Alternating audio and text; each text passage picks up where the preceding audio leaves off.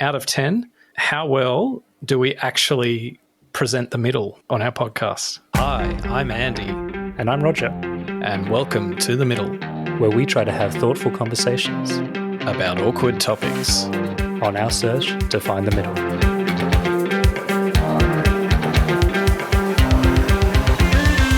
That's fatphobic. I don't feel war. I just own halfway to Siwa. A few moments ago, Buckingham Palace announced the death of Her Majesty Queen Elizabeth II.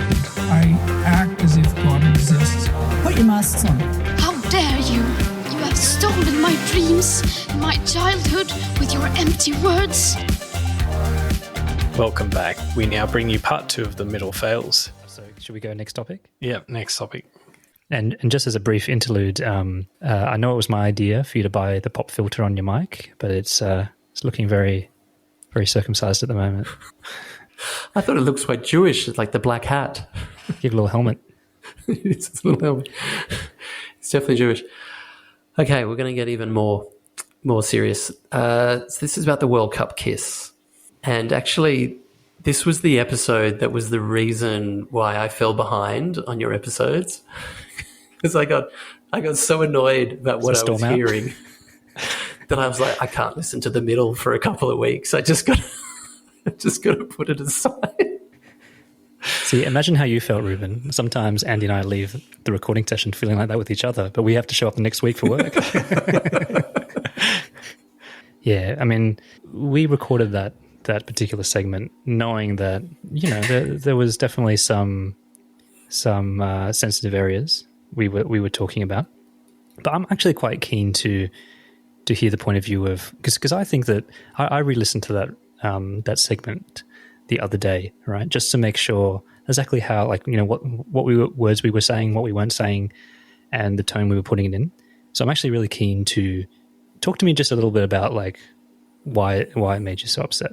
Yeah, and you've helped me because, yeah, I when I went back and listened to it this week, you guys were actually in the middle. You did say the right words as well.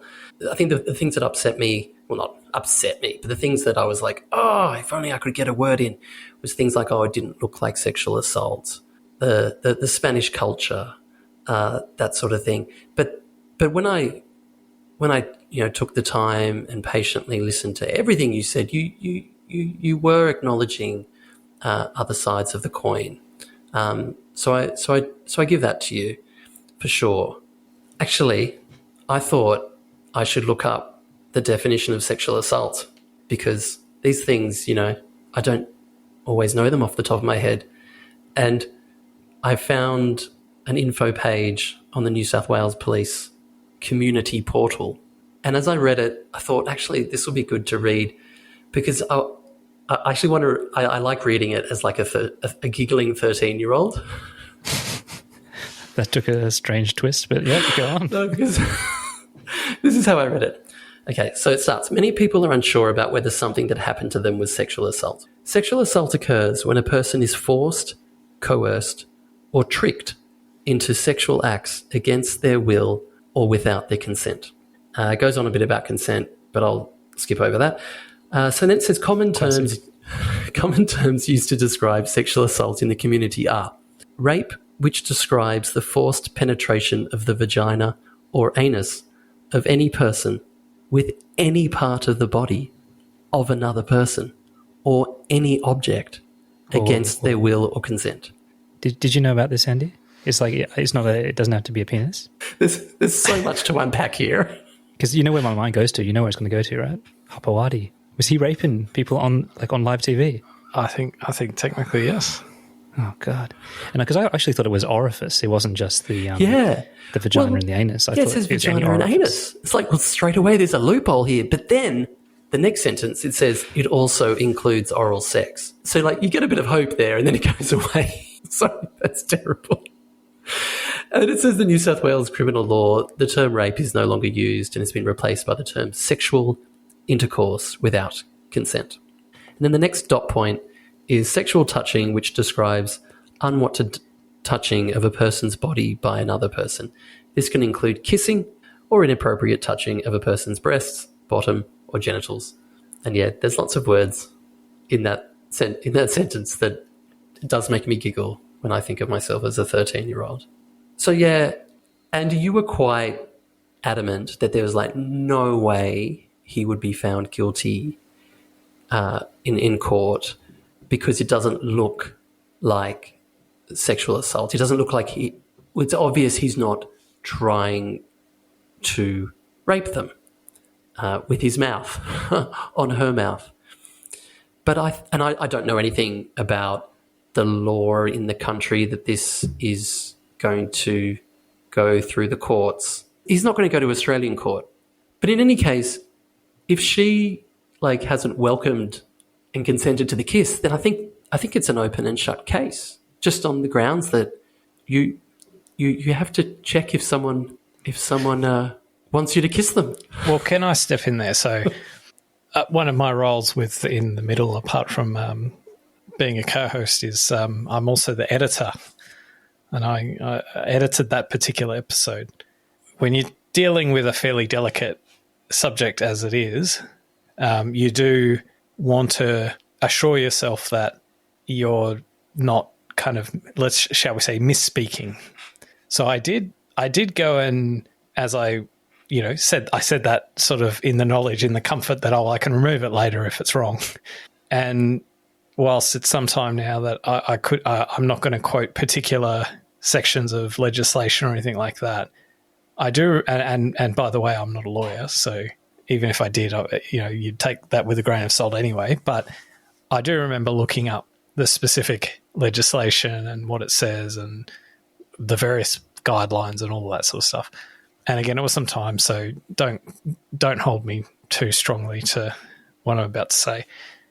But I remember at the time satisfying myself that, yeah, I think that is about right. And the reason, if I can recall correctly, is that it is relevant that the state of mind of the person who commits whatever the act is relevant. So if the person believes that it's not unwanted, or maybe conversely they believe it's appropriate, like that's relevant. So it might be the case that someone actually doesn't want it, but if there's no reasonable basis for the other person to think as such, then that is actually a relevant factor. But more generally, and this is delicate stuff, but again, sort of looking at the footage, the context. Now, I think we would all agree that we should get to a state of the world where people don't have to endure things like this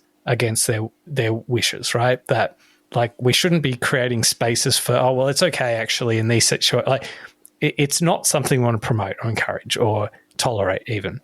But at the same time, if we're judging this particular instance, I think for me, intentions do matter. And if in the mind of the guy who did it, the intentions and his perception of what he did was that, look, this is celebratory in nature, much like if you see another, let's say you go out to dinner with another couple and you kiss the partner of on the cheek, but this is just the way of greeting, right? Like it and then let's say it turns out that, oh no, she didn't want that kiss on the cheek.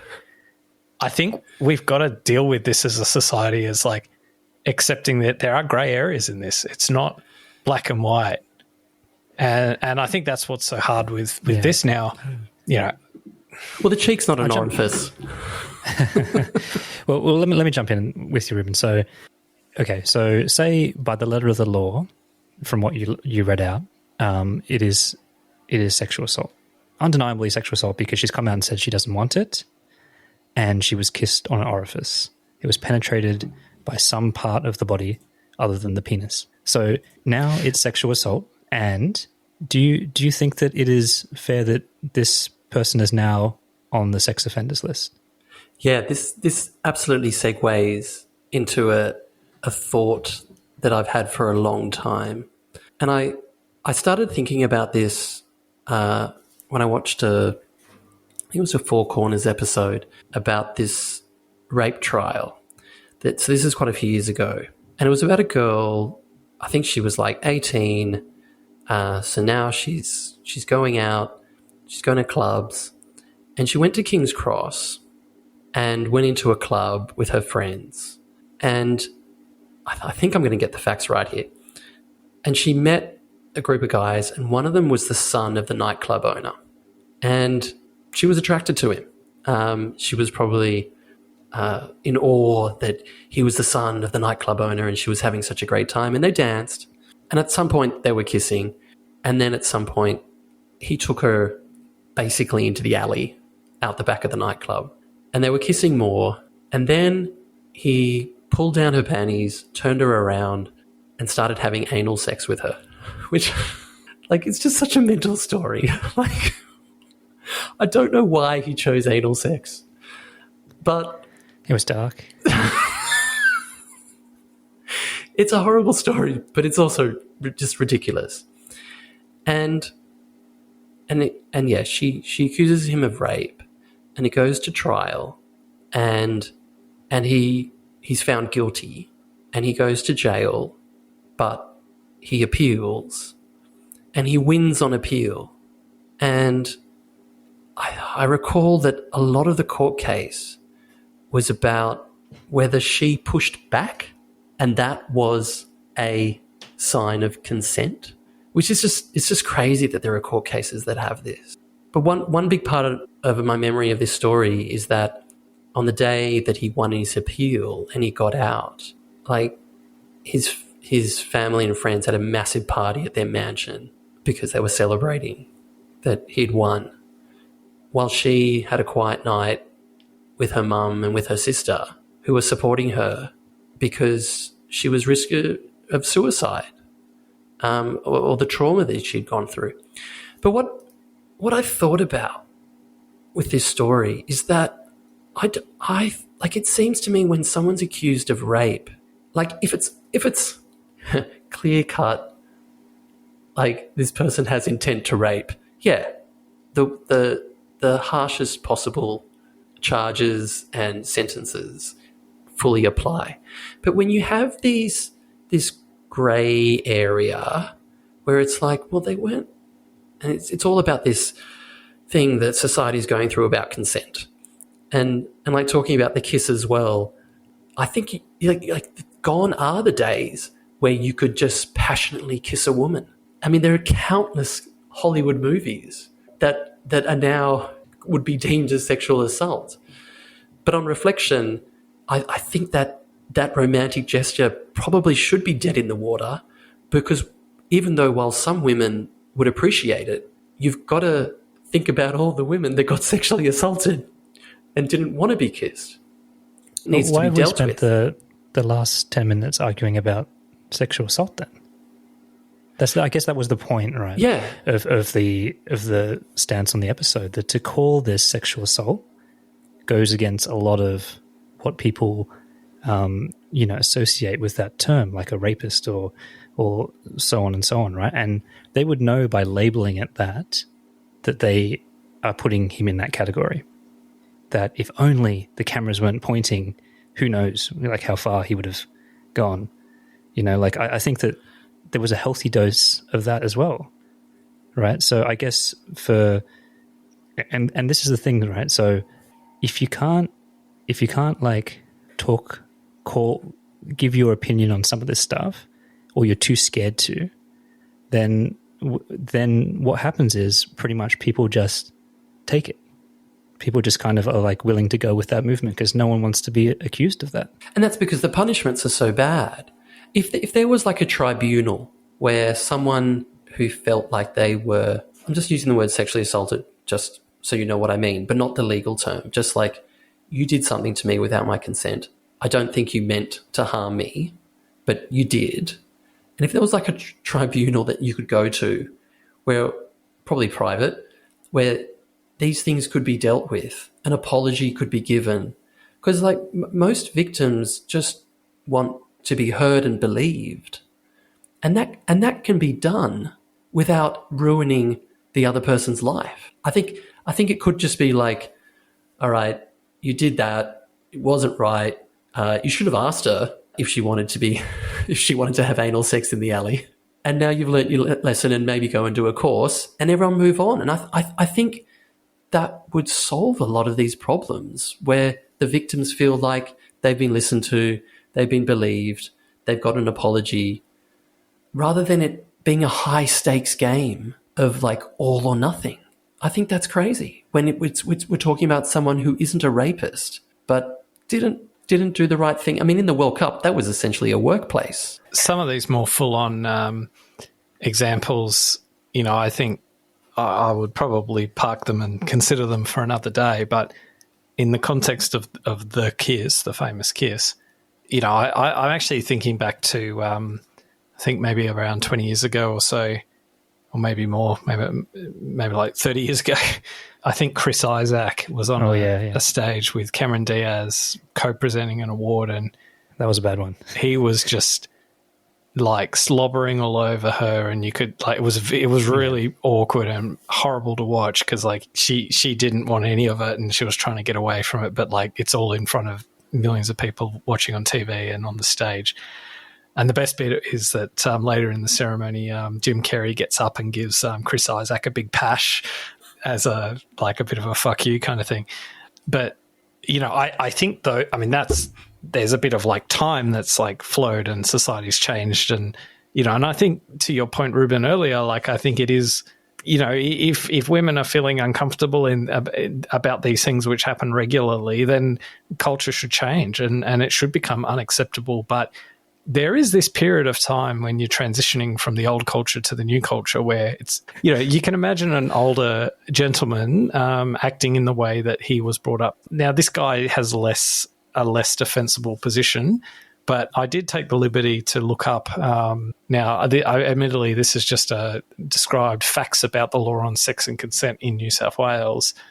And, because this stuff's, also based on case law and jurisprudence as well, so it's not just what the letter of the law says. And this is what it says. It says, to be guilty of a sexual offence, generally there are two important criteria on consent that must each be proven beyond reasonable doubt by the prosecution, namely person B did not consent and person A knew that person B did not consent. And I think that's, for me, where this is relevant, because if the person feels that they're behaving in a totally okay way, if that's what's in their mind, then that's kind of, that has to feed in. And now you might then say, well, that person needs to go through needs to be re-educated on acceptable standards.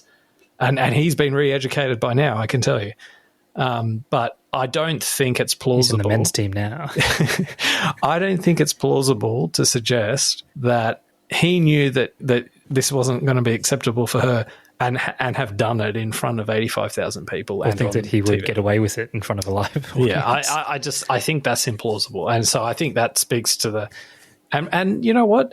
What if it was just a flash in the pan, like, decision that he made that wasn't thought through at all? It was just... Yeah, why her? Why did he pash... Because I was actually talking to a friend of mine this afternoon who was... we were talking about what I was going to do tonight, talking to you guys on which topics. And he's a Frenchman. And he watched this live. And so he saw the lead up to it. And yeah, we talked about Spanish culture. And the French are similar, right? They're all kissy-kissy, touchy-touchy. Yeah, definitely. And he thought it was icky from the first player that got up. He was hugging them all. You could see he was very enthusiastic, and I think it was celebratory, but he's also in a position of power. He is probably subconsciously thinking, I can do what I like here. I mean, he's probably not even thinking this, but the situation is as long, like, he can just do it. He can just be passionate. He can just grab them. He can hug them. And for some reason, he kissed her, and I don't know why. Like, I don't know if anyone's talked about why her specifically. But then if it is... And so even the Frenchman thought it was disgusting. I love how you're using the Frenchman. The Frenchman. Like the last line of defense on sexual assault. He's like, no, it's okay. And then I think logically it doesn't make sense that if they're all laughing about it on the bus and joking about it on the bus afterwards, well, it couldn't have been normal then. Even to the Spanish players, they were like, "That was strange. Let's all joke about it." Is that how you took that event? Because most people take that event as they were kind of laughing and teasing because it was a funny thing. A funny thing, but a strange thing. Because if it was normal, then you wouldn't have anything. If they just do this all the time, then there's nothing to tease. But Reuben, let's get real here for a second. If you've seen one of your teammates been mouth raped or sexually assaulted, you don't laugh about it on the bus home and chant kiss, kiss, kiss. And yes, we said in the episode that could be processing. There's neither here nor there, but it's probably pretty clear from that. Well, it gives the kind of opinion that in the way that they are joking and treating about that, have not realized the trauma that has been dished out to one of their teammates, right? Yeah. The bus didn't realize it, and maybe she didn't realize it. Who knows what goes on inside her head. Maybe he was she there hasn't too, had any trauma. and he was not treated as some kind of dirty perpetrator. They were teasing him and laughing him, so I think that's fair too, right, to have that reaction. Yeah, and you just never know what's going to happen. I mean, maybe she's got a bone to pick with this guy and now sees the opportunity to get him out of the job. So you just don't know. And when new facts are known, I'll change my opinion.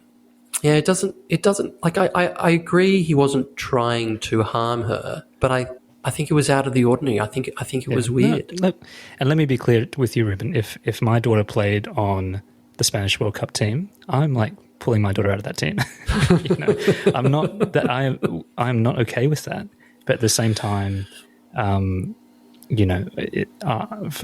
from how it looked, I'm also not okay with it being him being thrown in the cell with other rapists.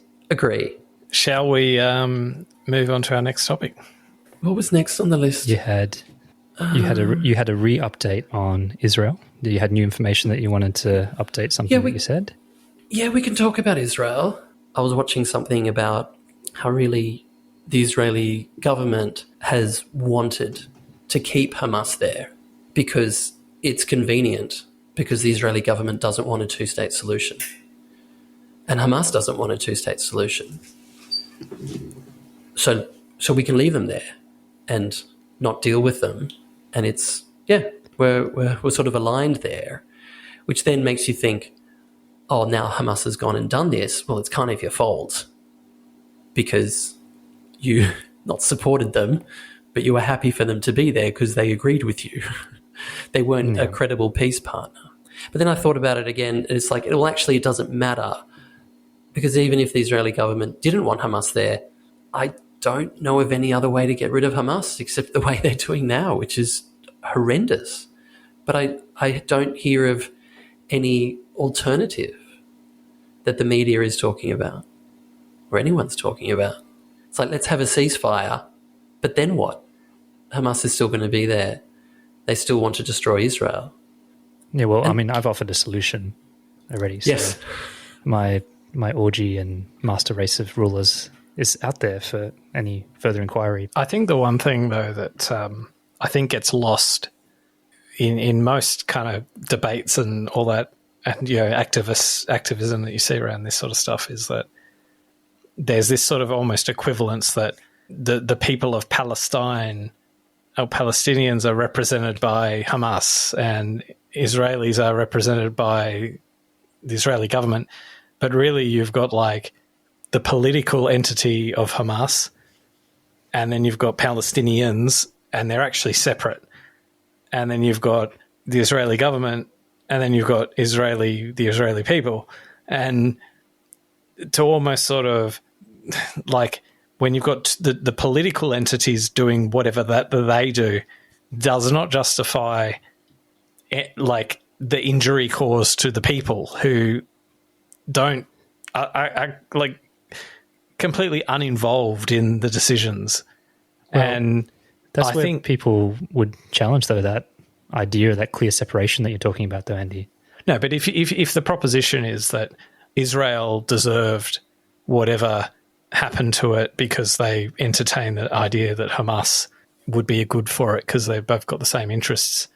Well, the attacks weren't on the Israeli government. They were on people living, they were on the people, right? The same thing goes with Gaza when you've got, it can absolutely be the case that Hamas is locating its all of its strategic sites in hospitals and things like that, that can absolutely be the case, but that doesn't sort of discharge the moral obligation to contemplate, well, it doesn't matter what other culpability Hamas has, are we still going to, make decisions that are going to affect and devastate the lives of the people, right? So I think that's where it becomes really tricky.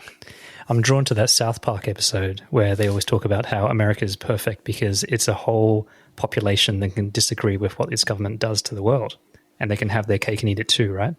But the reality really is much more blurred, that in democracy, that old tagline, you kind of get the government you deserve, right? Because you are a part of that. And that's the democratic process. And to a lesser extent in Gaza, not that, I don't know if you call it democratic, but they were obviously voted in many moons ago. Hamas I'm talking about. And there's that line, what obligation do you and I as citizens have to fight tyranny or, have some kind of resistance against tyranny? And it's something, it's not, we can have a discussion about that, but in Australia, obviously, we would have the, responsibility to do that, just like any other country would be, to kind of correct that in a more democratic way. But I think that can be relevant if you're playing strategic 3D or 4D chess and you're trying to say, well, we need to increase the costs on the people of another country, and these sorts of conversations were prevalent during World War II, for example. We need to increase civilian casualties to put pressure on their government to do something different. And I think, in a sort of a multi-game sort of strategy and where there's, all these different, I think that can be the case. But let's be completely realistic. Yeah, that an individual person living in Gaza has no control over what's going on, and nor should they be expected to. So some sort of notion that tough titties, they didn't fight, they didn't. I don't know. I find that a little bit hollow. I'm just saying that the responsibility isn't zero, right? Just like the Israeli population are fighting back against their own government for the things that they disagree with. Now, obviously, they're a more thriving democracy, but I'm just saying that there are elements there, right, that are at play here.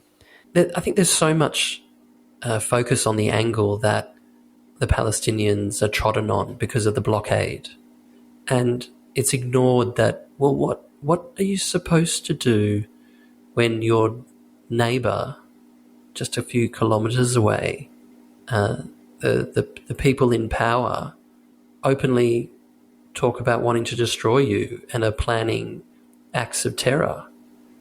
You can't just keep the borders open and let Iran build up their weapons and start attacks. The blockade is the only way, the only way I know of. But of course, the impacts of the blockade is horrible, and the blockade shouldn't be there, but it can't not be there while the people in power there are planning attacks. Yeah. So it's always free Palestine, but well, yeah. How can we have peace? Yeah, people do forget why the blockade's there. It's not that the Jews love building walls. Yes. There's a reason why it's there, and there are a cycle of aggression that's happened on both sides, right? To make those walls higher over time, figuratively and literally. And on the Rafah crossing, the Egyptian end, there's a big fucking wall there too. Yep. So it's, let's just call it what it is. But it's an interesting kind of piece on solutions, because you talk about trying to understand, so much energy is devoted into trying to understand the problem. And you hear very few solutions because no one wants to throw their hat in the ring and get it torn to bits. But there was one going around where what could kind of work in this situation is actually a third-party force in the region and it would be probably an Arab force. So like from Qatar or from other areas would go in and actually provide that military perimeter so that the Israelis could step back out. And essentially that would be that form of policing. Now, no one's probably up for that job, let's be honest, but in terms of a de-escalation and forming a layer of protection that would then provide a ground to reduce the blockade, it would be something like that, right? That would be a third-party military force that would stabilize the area, that would be Muslim-aligned or Arab-aligned, and then the Israelis could go back, and then you can monitor the interactions and form peace in that way. And that's the happy path. But Israel would never go for that because there's obviously a risk, a very realistic risk, that this policing force won't be able to keep Israel safe, and that those who live there that still want to do attacks will still do attacks. And now, what can Israel do to defend themselves? They can't. They have to rely on this third-party force, and if they're not doing it properly or being successful at it, well, now Israel has to go in, and now you've got a third-party force kind of in the way. And that, I think that's what happened in the north, in Lebanon. There was a UN peacekeeping force. I think they might even still be there, and they just stay out of the way. Like they're still fighting. Nothing changes. So yeah, I don't know what the future is. I mean, there is talk that, hey, you need to give the people of Gaza a realistic hope that there will be peace. Show them that Israel will agree to peace and a two-state solution. Because when the war isn't on, I did learn since we chatted about this last, that there is an organisation that does polling of Gazans, rings them up and asks them these questions. And most of the Gazan population wants a two-state solution. Most of them doesn't want war with Israel. But apparently that slides a lot when there's a war on, and suddenly they support Hamas more. Naturally. But I just think, maybe it is possible to say, well, yeah, Hamas is in power and they'll never agree to peace. Can you somehow organise yourselves to push out the people that don't want peace? And it sounds like you're talking about some responsibility on the citizens. It's hard when they're oppressed as well. And I'm surprised you didn't talk about The Voice, actually. Oh, I could go. Yeah. Do you want me to do it quickly? So you guys spoke about getting that pamphlet in the mail and just being like, the yes just doesn't do it for me. Yeah, I was the complete opposite. That everything that the no campaign says just isn't. It's just not factually correct. And this whole the Voice doesn't give Aboriginal and Torres Strait First Nations people more rights. It doesn't. It's not discriminating against non-Aboriginal people. It's not dividing the country. I think those are all red herrings that don't make any sense, but are being used to make people worried that, oh, maybe we should just leave things the way they are because this is risky because all these people are saying that bad things could happen. Like the Voice doesn't mean that people will lose their land or lose their houses, and there was so much rubbish that was going around, and absolutely the Yes campaign completely failed. And it was only after the referendum was over that I found out that no referendum has ever been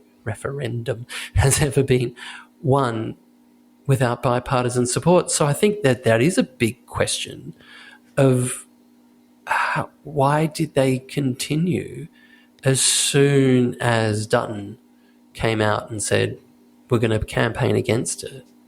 And I do think Albanese was just like, well, it was the first thing I said when I won the election, so I'm a man of convictions and I'm just going to do it. And they want me to do it, so I'm not going to be criticised for giving up.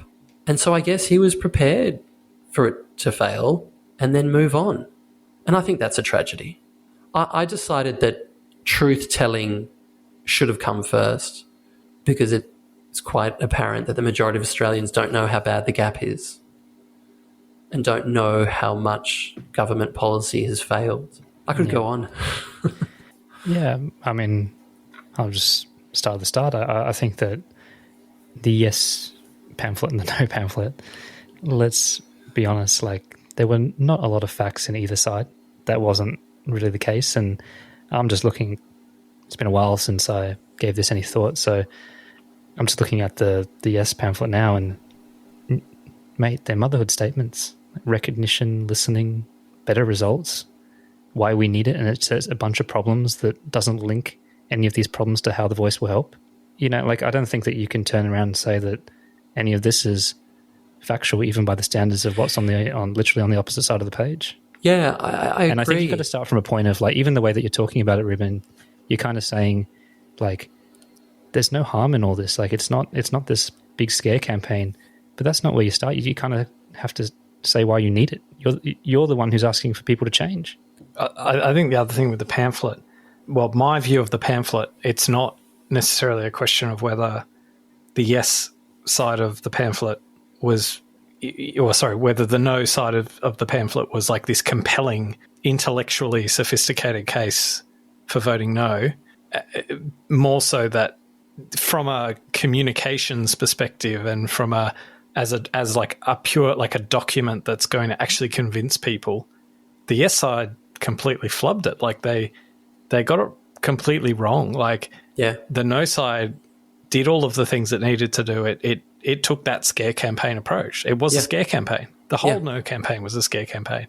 So for me, it's not so much, I mean, I would never base my vote on a pamphlet anyway. Yeah. But my view on the pamphlet was nothing to do with, a view that, the no side, absolutely knocked it out of the, is intellectually a much better argument. I'm going to vote no.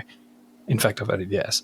But more so that just like from a mass kind of campaign to the masses perspective, like they totally botched it. Yeah, totally. And I think they got caught by surprise because I think they thought it was self-evident why it was needed, and then got too many safe spaces and not enough dialogue with well, I don't think they wanted to send, like, because all the ads were airy-fairy, like, let's just show all this imagery, let's play a nice song, and let's all hug, and not like I think they must have decided. Not even John Farnham's The Voice could win. I think they just decided that it wouldn't be a good tactic to show the gap in the ads, to show how terrible the lives are in communities. But that's a bit of a because that makes people feel guilty. Yeah, but that's a bit of a but that's a bit of a bait and switch, though, right? To say that there's a gap and therefore we need the voice, right? So, like, Australians didn't vote no to closing the gap. They didn't vote no to supporting Indigenous Australians. They voted no to a model that they were highly sceptical would actually do anything for those issues. Now, whether that's right or wrong is another conversation. But I think sort of, to me, it's like the notion that if you just showed like differences in outcomes for Indigenous Australians versus regular Australia, mainstream Australia, then that somehow people would have voted yes. Like, I don't think that was the issue at play. I think most Australians share a very strong ambition to, address these issues, right? Yeah, for sure.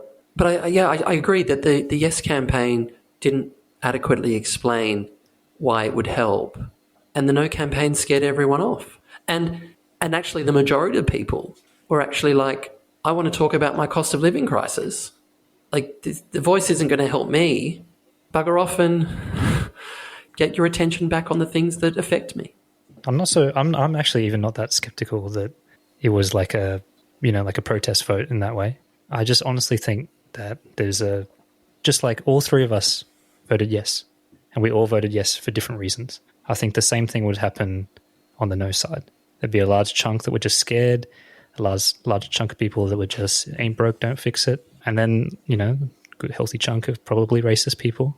And yeah, there's like lots of different reasons, but I think that what the campaign message is compared to the legitimate concerns of the voters and people who actually do have time, energy, and a will to tease out some of these more, tricky issues, the campaign did nothing to kind of allow a space to talk about that. For sure. Right. And if anything, just the way that all campaigns are, they divided us even further, right? Because they're kind of trying to get you to show some space between the seats in the bench and, pick your side. And I personally know quite a few people that like have broken down friendships and relationships from this referendum. They're like not talking to each other. That's just a reflection on how there's just so much outrage and we're not good at debating and progressing things forward. But I just don't. Yeah. I don't. The irony is, all of them, like, they don't have a single Indigenous contact in their circle. Yeah, exactly. I live in the inner city. I don't have any Aboriginal friends. I haven't naturally made any. But yeah, a lot of people do care about it. But I think a lot of people voted no because the Yes campaign wasn't very good. But I haven't heard an argument about why the Voice would be bad. I mean, one could have an opinion that a body that gives advice to government won't help, but you don't know that unless you try it. And it needs to be in the Constitution or another government can get rid of it. So I think it is a simple proposition that got derailed and they just couldn't get it back on track. And actually they shouldn't. They should have stopped. They should have stopped. I'll give you two reasons why it could be bad. I think there's two, and I'm sure there's others that people would raise, but the two that I would raise, and these would be the key two that I would be. I did vote yes, but these would be the two that would make me contemplate voting no. The first is enshrining in the Constitution. So it's actually, I think if it's in the Constitution, we've got to say, well, the intention is for it to be a permanent feature of our country forever. And I don't think that's the right message. I think saying that a group of Australians, now you might say, well, there's this gap. We need to close this gap that exists. So we need some initiative like The Voice. But then that's inconsistent with putting in the Constitution. So it is sort of this thing that says, no, you're a separate group of people and you're going to be treated as such forever. Now, a lot of that's overblown, this idea of Australians, we're going to have a two-class system, like all of that's overblown. That's all scare campaign. Except that when you're an Indigenous Australian identifying as disadvantaged or whatever, that feeds into the cycle of, it sends a message to the next generation of what it is, that almost of hopelessness, and I'm not sure that's a positive thing. So we talked about that on our episodes. Yeah. So I'll give my second one, and then you can react to it.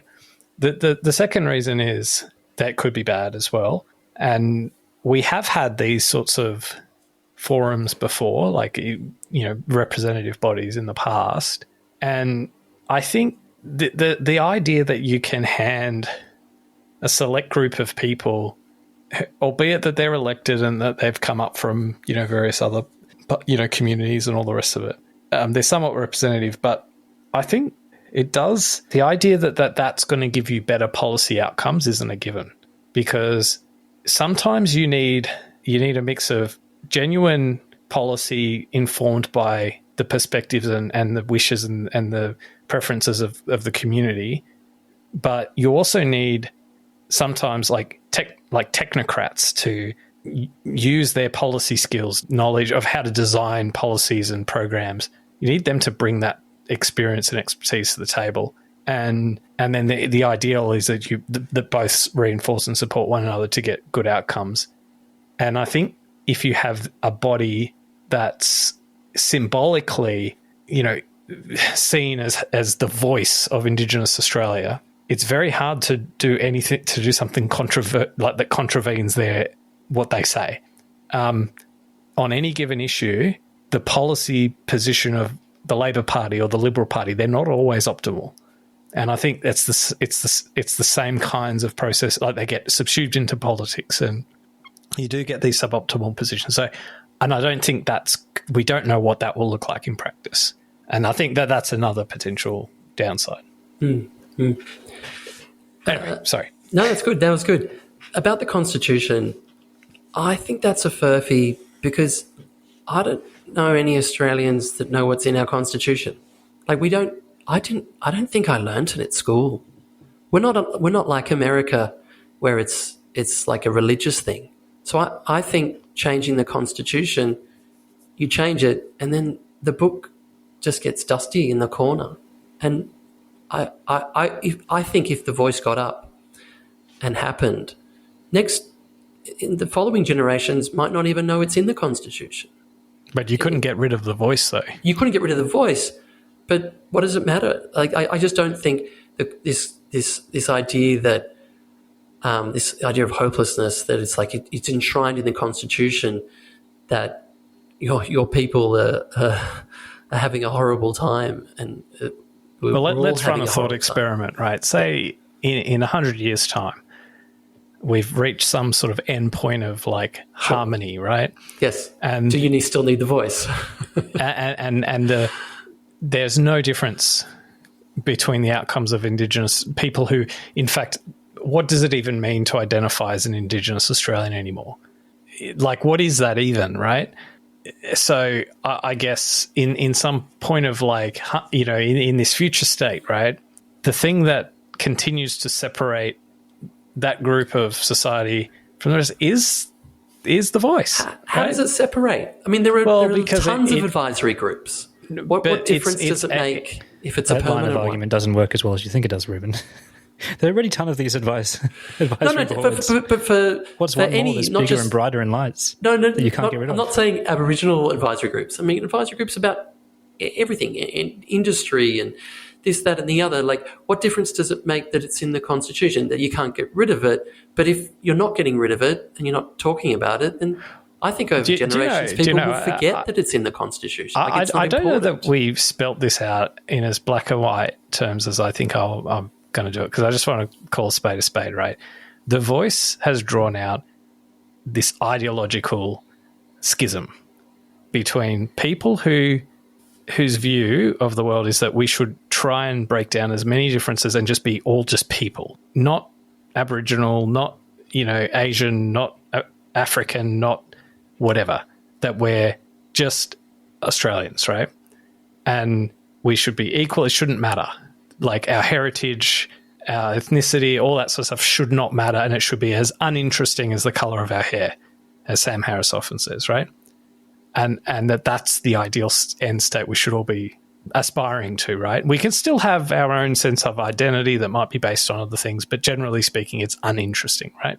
And then another group that's one side of the schism, and then the other side of the schism that says, actually, no, we shouldn't even try, and like, they might say you can't get to that state of utopia, but like, actually they say even if you could, you shouldn't. And I think if you're on the side that says that race should be as uninteresting as the colour of your hair, if you're on that side, then the voice being permanently enshrined in the Constitution isn't consistent with that. But if you're on the side that says, no, we should always perpetually acknowledge people with the faintest scent of blood tracing back to Indigenous Australians, we should forever identify them separately and confer them some sort of symbolic status, then that's why we need the voice in perpetuity, and or why it needs to be in the Constitution. So, and I think these are some of the kind of things that you haven't really come out in the debate, but I think that's where I'm quite sympathetic to.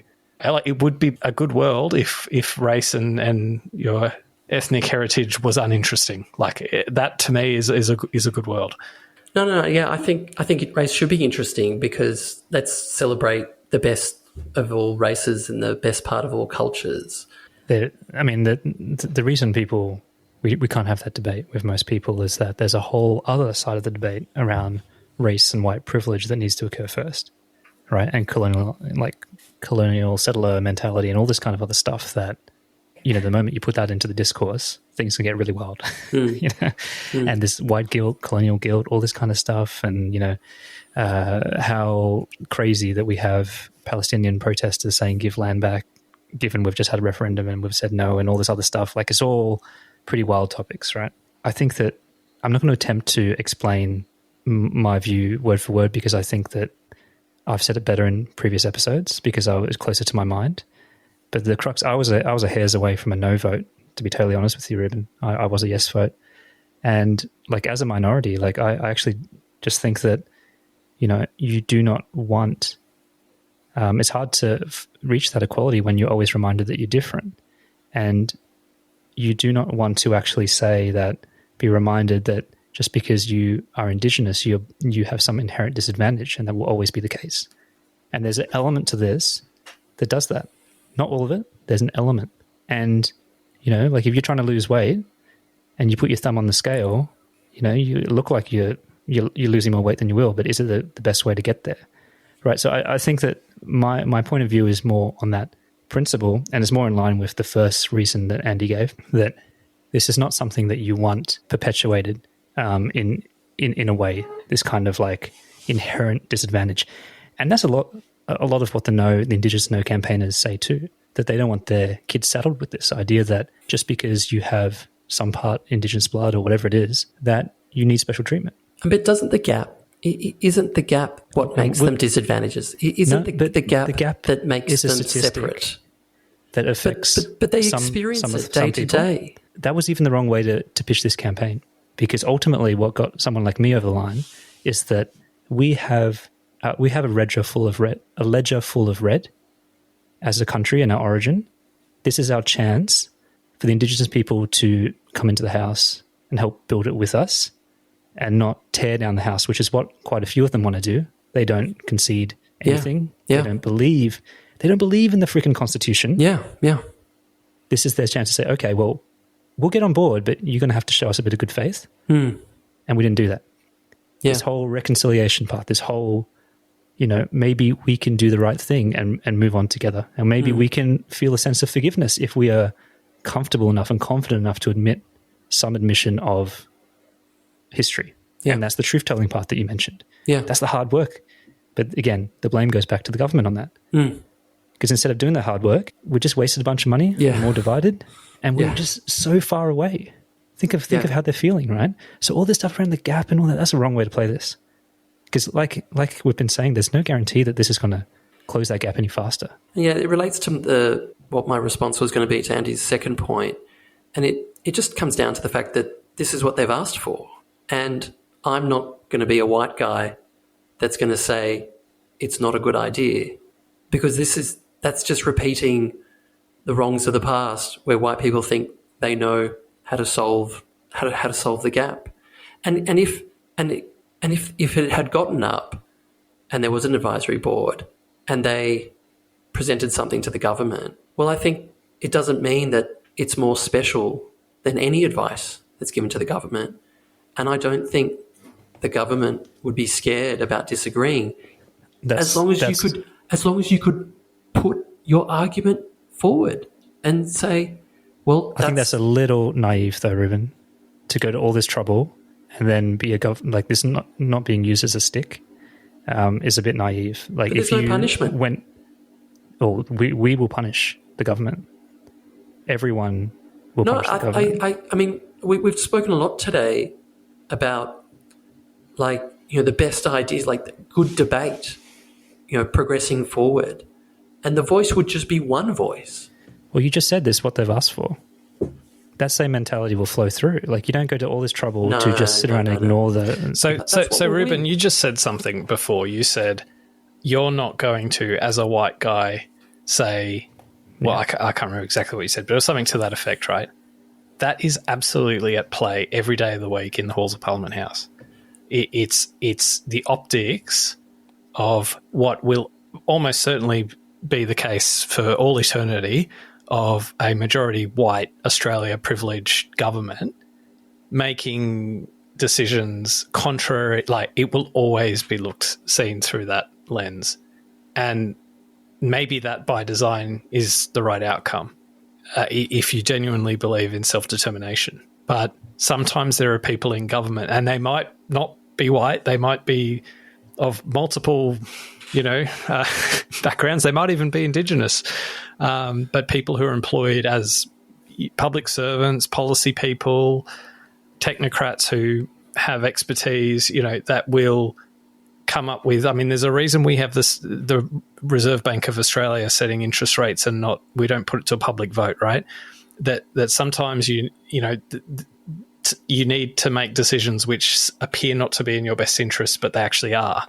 And I think that's what, now that might be the kind of thinking that's led to all sorts of things like the stolen generation and all that sort of stuff. But I think there's got to be a space for both, because I don't think it's just all of just we'll just popularly elect 20 eminent Indigenous Australians and let them decide everything relating to Indigenous Australians. I don't think that would be a good outcome. And then equally, I think we'll just lock a bunch of pale male stale, whatever the saying is, public servants in an office in Canberra and let them decide what happens out in the API Islands, for example. Like, that's not a good outcome either. And it's the two coming together that would produce a good outcome. But I think if you are constitutionally enshrined, something that's made up to be this big thing, actually it goes against the spirit of consultation. Like governments consult on every policy that they implement anyway. So that's already happening. But this is like supercharging, and I think so. I'm not even saying I agree with this argument that it will be bad for that reason. I'm just saying that this could be a risk, and we don't know because it hasn't been constituted yet, and it won't be. Yeah.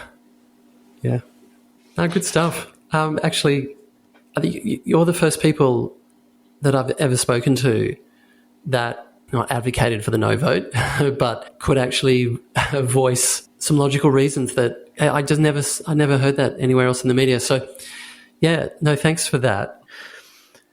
All right, so Reuben, thank you for your time tonight, and to finish off with something a little bit more lighthearted than some of the topics we were just discussing tonight. I want to ask you 3 rapid-fire questions, and I don't want you to think too hard about it. I just want you to tell us the first thing that comes to your mind, and it's okay. You will not offend neither me or Roger in your answers. I'll be the judge of that. So the first question. So in our first year, what was the best episode in your opinion of The Middle? I'm going to say the first one. The episode of religion. And it was all downhill from there. It got me hooked, yeah. Okay, no, that's good. Thank you. Okay, next question. I think in the beginning I used to laugh about how it's called The Middle, but they're not they're not in the middle at all, and that's what makes it funny.